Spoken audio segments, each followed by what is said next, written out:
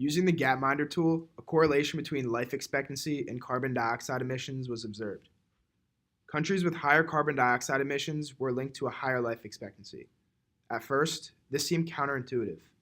Carbon dioxide is generally considered detrimental to the environment and therefore detrimental to society's health. So we thought this would mean the life expectancy would decrease.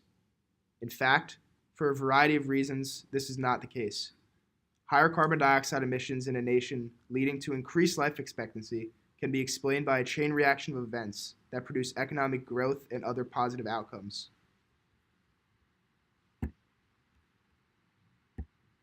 Specifically, higher CO2 emissions are an indicator of increased industrialization and transportation. These factors often coincide with a growing GDP per capita. Similarly, income per capita and overall standard of living benefits rise in relation to GDP growth. As a result, this increase in spending money triggers increased access to healthcare, as shown by the increase in total spending on healthcare per capita. And finally, the increased access to healthcare is sure to bump up the average life expectancy.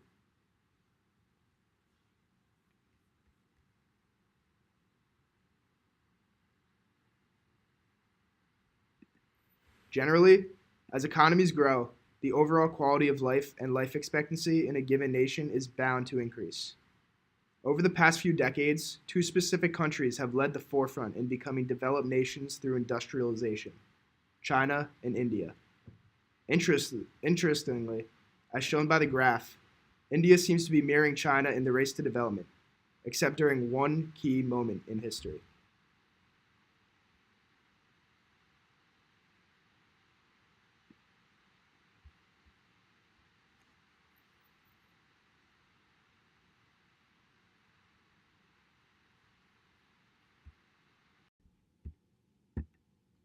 Looking at China overall from about 1900 to 2015 shows the correlation well. Around the late 1950s, China begins to stray from the trend. Both carbon dioxide emissions and life expectancy take a sudden dip. But surprisingly, by about 1963, life expectancy and carbon dioxide emissions have returned to what they were. What happened here? One factor that played a major role in this anomaly is the Great Chinese Famine. In an attempt to transition from a predominantly agrarian society to an industry-focused economy, Mao and his Chinese Communist Party implemented his own Marxist-founded techniques to agricultural practices. These methods imposed by Mao included natural collectivization, which is the process of growing incompatible seeds together. Unfortunately, Mao was under the false impression that nature could be run in a non-symbiotic fashion. As a result, the crop yield took a devastating hit, leaving the country in the midst of a man-made famine, and eventually leading to an estimated 20 to 43 million deaths. The figures have been distorted by the Chinese national government in order to conceal the failures of the Chinese Communist Party's regulations and their ideology of the Great Leap Forward. The famine temporarily halted industrialization in China and is still considered the result of one of the most devastating political decisions in history. Data for food supply in China begins in 1961, blocking us from being able to truly analyze the extent of the distress between 1958 and 1961. It is uncertain if these values are blocked from Chinese intervention or simply a result of food supply measurements beginning in 1961.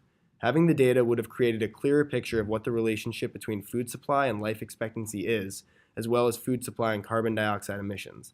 After 1963, China returns to the general positive trend observed in the data. Industrialization is another aspect of China that played a major role in the trend observed. In a span of about 35 years in the second half of the 20th century, China was able to advance from a primarily agrarian society to an industrial society. In the 1960s, about 60% of the Chinese labor force was employed agriculturally. By 1990, only 30% were employed in agriculture, with those numbers continuing to fall. Rising carbon dioxide emissions during this time can be linked to more people working in industry rather than agriculture. Since the famine, China has seen rapid industrial growth.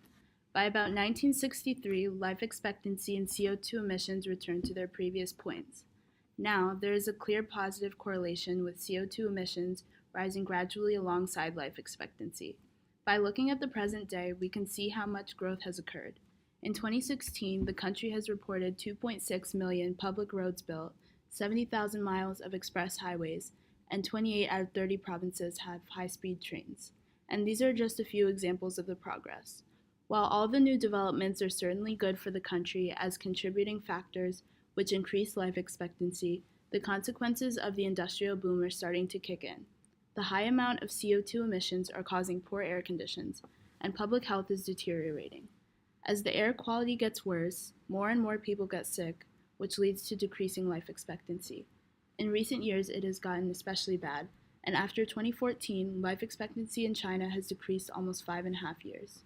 While the government is hoping to implement measures to prevent severe pollution, statistics suggest the problem may be hard for them to control. Despite this, leaders are still making an attempt to lessen their ecological footprint. For example, in 2017, the government brought up the idea of a trading scheme, which essentially forces heavy polluting power plants to choose between paying for their emissions or being more eco-friendly. China is just one example of the overall trend in life expectancy and CO2 emissions.